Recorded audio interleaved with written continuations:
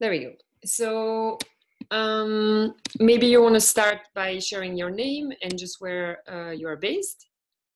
Sure. My name is Lorenz and I am based around New York City.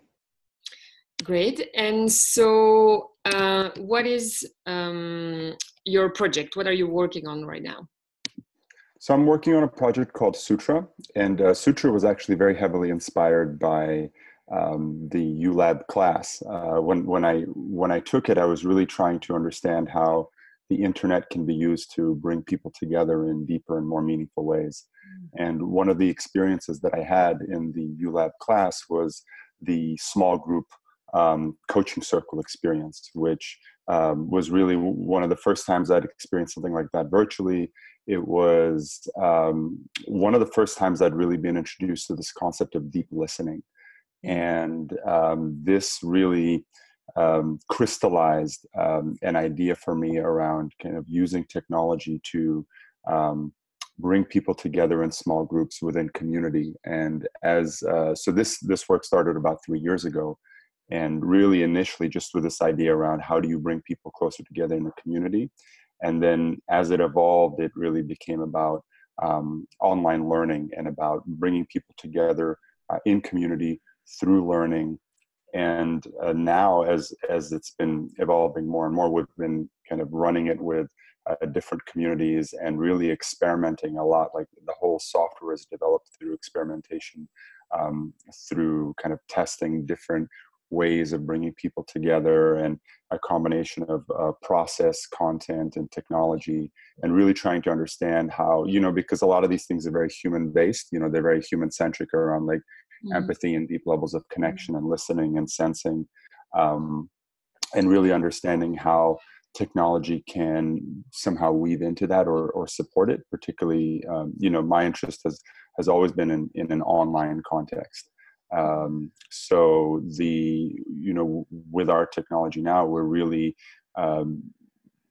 delving deeper into capturing sense data. So, particularly you have a learning experience with, say, you could have 100 people in a course, which then are broken up into 20 groups of 5 people, but then taking those people through a process and using the technology itself to make it easier to capture sense data. What are you sensing, feeling, what images come up, and really be able to kind of guide a deeper dialogue through the technology. And that's been a big part of what we've been building. That's really beautiful. Why this project then? Why did you choose this? A number of years ago, about 7 years ago, I had like a big shift in my life, and it's a long story, but I came out of that wanting to bring more love into the world, and it took me a while to really become grounded with that and understand what that means in a practical sense, to really bring more love and also just to work towards bringing more peace into the world. And as that journey unfolded, first of all, it was just something that was kind of emerging through me, so the why is that, this was basically what was a thread that I almost could not say no to, right? It was something that I barely understood, but I felt that I had to be authentic to myself to follow it and to continue supporting the emergence of whatever that was, kind of step by step, bringing more clarity into it. And at the same time, I felt very called to become very grounded and practical, really just trying to understand, something like, bring more love into the world. What does that actually mean in terms of day-to-day interaction?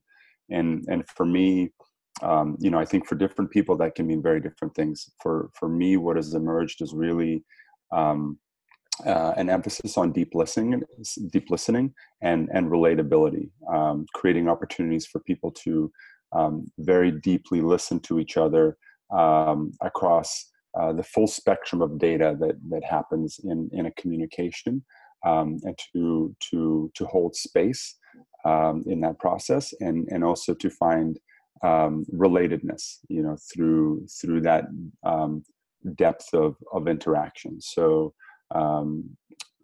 much of this work now has become about kind of building technology with a particular emphasis on learning experiences, small group learning experiences with a lot of dialogue, where this quality of experience can come through and be practiced. So just because you mentioned as well, like how to practically do this. So how would you say it practically happened and how this project came about? It happened very much because I participated in I think it was the first or second cohort of the ULab course around the end of 2014. At that time, I'd spent about 2 or 3 years really kind of, I would say, grasping, really experimenting with lots of things, but very much lost, and not lost, but I hadn't found anything tangible. I knew I wanted to do something around kind of internet technology and connectivity, and then I had that experience, and it really crystallized this idea for me that the way that people feel connected is through small groups. And so the very first kind of prototype that came out of that experience was, I went to my wife and I said, I want to build a piece of software that you can plug into any community, and it allows the formation of small groups. So it was very basic. I wrote the first line of code in early 2015, and then we tested it with a co-working space in I think it was June of 2015. And it was crickets, like nothing, nobody was using it. It was just like, and so we just kind of continued iterating it and trying it with different communities wherever we could, just trying to kind of understand a little more about the potential.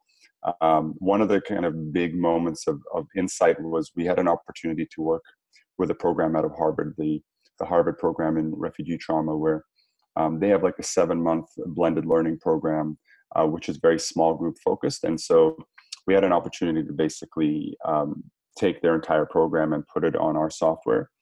And before that, we weren't doing anything with learning. We were just kind of very community focused. But it was a major aha moment for us, because we saw, previously we saw very poor engagement with our software. That was the challenge. You plug it in and nobody really uses it.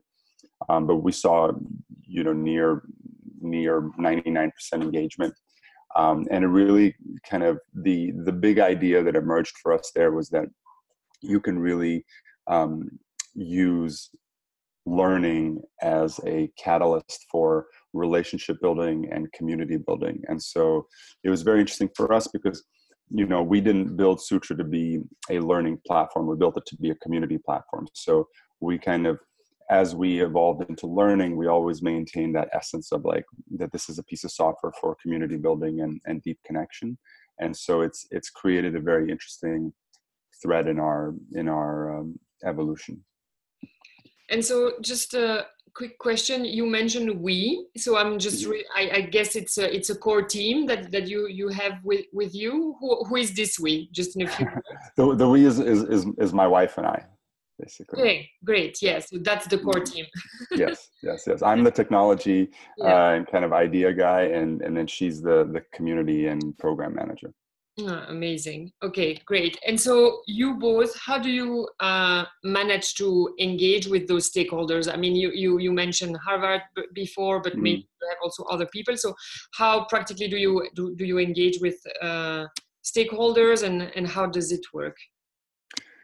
We do it with a lot of communication and observation. So, at this point, every course of learning, every program on Sutra is kind of co-created, co-architected, because what we try to do is very unique in the sense that it's heavily small group focused. So it's not just like, oh, you have material, let's throw it on and sell this course to people. And plus, none of us really know what we're doing, in a sense. Like, we have an idea about this kind of ideal experience we're trying to iterate to, but we really don't know how to do it. So everyone we work with, we make that very clear. We're very upfront about it. There's like, we want to work with people that are interested in creating this very deep group experience. And at the same time, we all acknowledge that we don't really know how to do this and that we're going to experiment at it. So so the way that we start, we always try to start with a very simple experience where we prototype a learning experience. We bring a cohort through it. We do a lot of observation. We do a lot of interviewing. So we interview, and kind of in the middle of the experience and at the end of the experience, we interview the participants. And then we do just a lot of reflection, a lot of discussion with the program owners, like whether it's Harvard or we have a number of kind of meditation, mindfulness oriented programs. And then we run a lot of iterations. So we'll, like I said, we try to, one of our kind of approaches is that for the first version, we try to keep it extremely simple and set very low expectations. And basically, like, what's the simplest version where we can get a handful of people through the experience, so we have real feedback and real data to observe. And then we'll run in just multiple iterations. Right now with one of our courses, I think we're on like the 6th or 7th iteration. Usually these cohorts run with about 20 or 30 people. And then it's a lot of observation. And at the end of the day, a lot of intuition, because a number of these things that we're trying to understand, it's not necessarily obviously clear what's missing. Like, for example, you run, a group of people through an 8-week experience and just trying to understand why there's high engagement in the first couple of weeks and then it drops off, and what can you do about that, and how can you and also it's like, how do you quantify things like deep connection? Like, how do you know how deeply connected people feel, and then how do you optimize for that? So kind of like trying to optimize, it's like trying to bring a masculine perspective to certain feminine dynamics sometimes. And so we kind of I think we use a version of the U process all across the spectrum, because there's with our software. And so we're constantly, as us, the stakeholders running this software, kind of like iterating it, we're constantly kind of checking in with ourselves and trying to understand that. And then with the people that we work with, also just a lot of conversations and intuition. We've actually used the coaching circle process with participants in relationship to our software, where we've been the presenters. We've done it with the program owners as well, with relation to the software, as well as in relation to their program. So we've just done, I would say, a lot of communication and interviewing, observation, and reflection, all for the last 3 years. Yeah, that sounds really, really amazing, and I guess we can relate as well to some of the things you mentioned in terms of measuring, for example, connectedness or something. It's also something that we it's a bit hard, right? Mm-hmm. So just to keep going with that, so what along this journey, you mentioned the last 2 years, I think, or something like that? 2 or 3 years, yeah. Yeah, exactly. So what would be, or what are, or what were some of the obstacles that you encountered during this journey? I see. Maybe. Oh, no shortage of obstacles. I think the biggest obstacle, we both do this full time. I mean, this is our work. So trying to build a company out of this. One of the biggest obstacles from the beginning has been the ambiguity. It's now things are becoming more clear and more crystallized, and so there's kind of like maybe a more clear path to where this is going and how it can become a sustainable operation. I think earlier on it was kind of just my madness. I just really, really felt called to this work, to understanding how to kind of build software which could kind of connect people in much deeper ways. But it was always ambiguous. So that was a big obstacle. And then, we're entirely self-funded.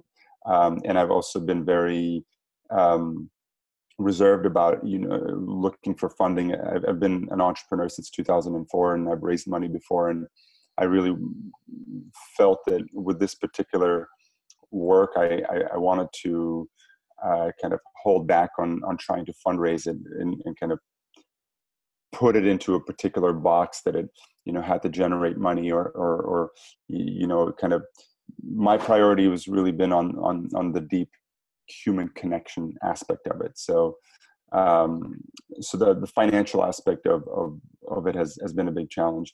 And also, I think, this thing about not necessarily knowing what is emerging has made it difficult to expand the operation, to really explain the idea to people.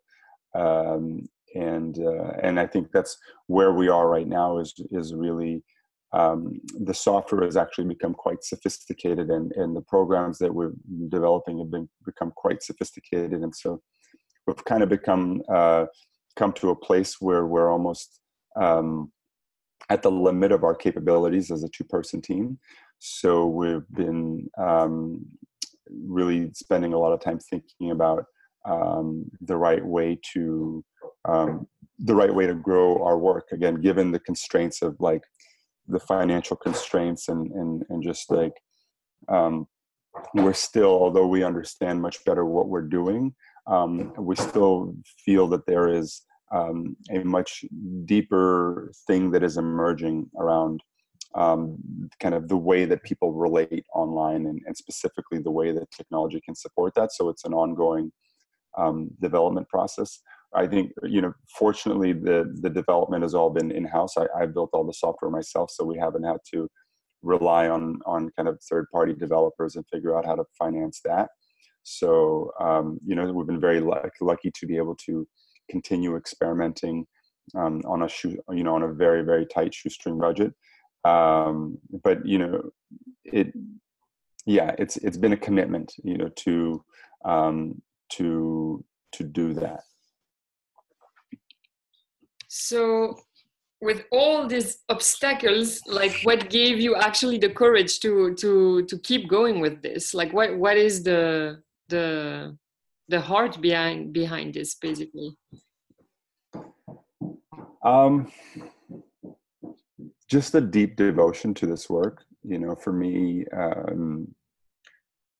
I just feel something that is emerging through me. I think almost like Otto says, something that is emerging that needs me in service of it.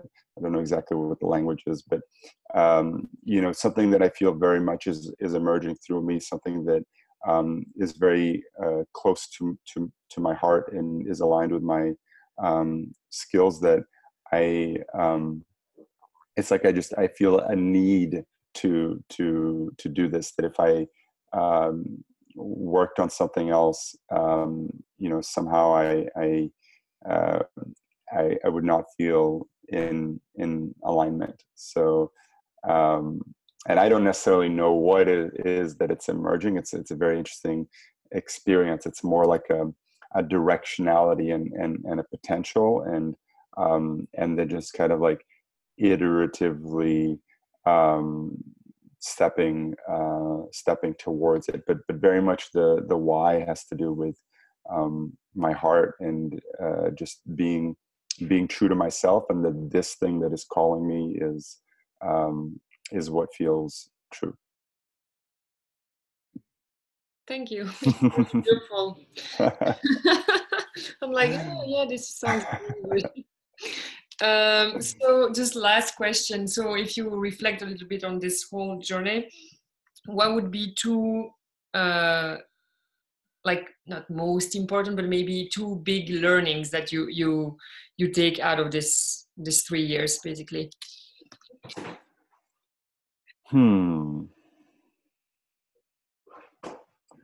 I think one of the learnings is just to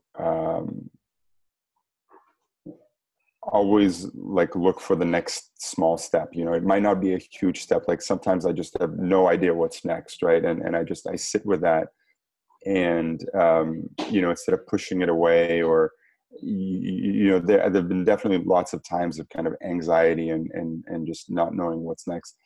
But usually there's like at least one small thing I can try next. So just something that intuitively comes up that is like, okay, like I'm going to do this. And somehow it always, it translates to kind of something else. Right. So there's been a lot of trust and surrender in this process, and a lot of intuition, so it's been a very interesting combination. One of kind of, as an entrepreneur, one of my favorite books is Lean Startup. And it's very much about this kind of like, minimum viable product, like iterative driven perspective approach. And I just find it's very helpful to integrate both this kind of data driven and very intuitive approach. So, at some point when when I am and have been incredibly resource constrained, really the one resource I have is my intuition, and just to kind of continually trust that intuition and continue to, sometimes it's a big step, and sometimes the big step can be scarier. Like right now, we're about to do a major revision to our software, which is a huge kind of step, and it's a little scary. And again, I'm very much kind of trusting something that is coming through for me very intuitively. And sometimes it's like a tiny step, and it's like there just doesn't seem much else that necessarily makes sense. And just taking that step and then seeing what I can see from that vantage point. So I think that to be more succinct, the two pieces of advice are, just looking for that next step, whatever it might be in this kind of process. And then to very much allow intuition to be a force of guidance. Well, thank you very much. I'm going to stop the recording because this is going to be edited anyways, so we can keep going just for a few minutes anyways. So I'm